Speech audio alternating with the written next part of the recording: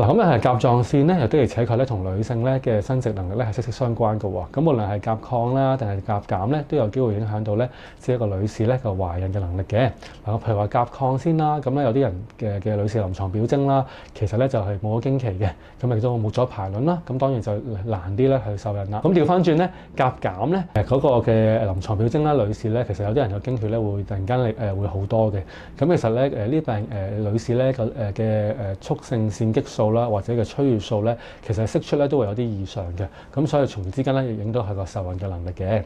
嗱，咁亦都無論係甲亢定甲減都好咧，都有會增加咗呢個女士如果真係成功懷孕嘅話咧，咁個小產嘅機會嘅喎。咁所以咧其實即係有病人啦，如果係即係經期成日唔準嘅，又或者咧係佢真係有試過曾經小產過咧，咁其實咧都會係建議翻 check 翻啲甲狀腺素睇下有冇異常，咁啊從而更正翻咧，